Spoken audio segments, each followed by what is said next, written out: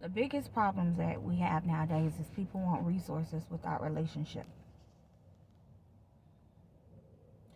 They want the ability to be able to have so many things that is promised to believers, that are promised to children of God, that are promised to covenant keeping people, and yet they don't want to do any of the things that is required. Listen,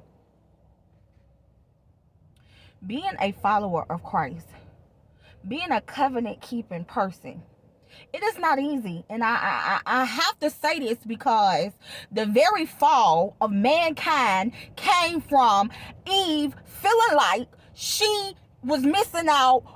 She had the fear of missing out on what she thought God didn't tell her or provide for her. So what the enemy did was, in the form of a serpent, he had a nerve to make her feel like she didn't have all the answers to the things in her life that God had originally given her, when she in fact did. The things that God did not tell her, she didn't need to know.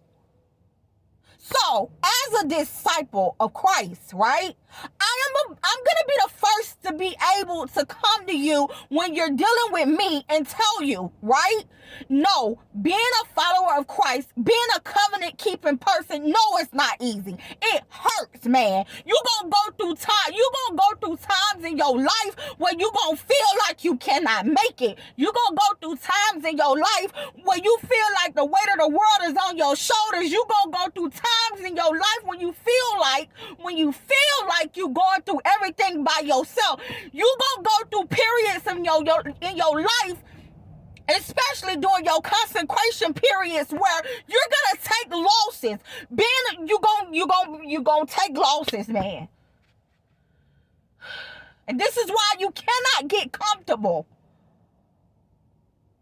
with thinking that it's cool to be fulfilled by the things of this world. Yes, God gives us things of this world, but it is for experiences, not for fulfillment. Only Him, only Christ, and only the Holy Spirit is what you can be truly fulfilled in. And even though you're going to suffer losses after losses and go through things or whatever, what you gain in return is far better than what you lost.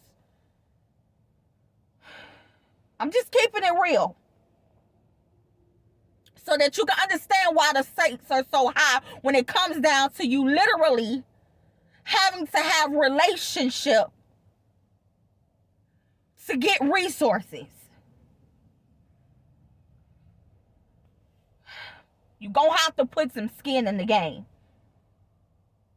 You're going to have to get up out of your emotions, because your emotions is going to play you up off the map every single time.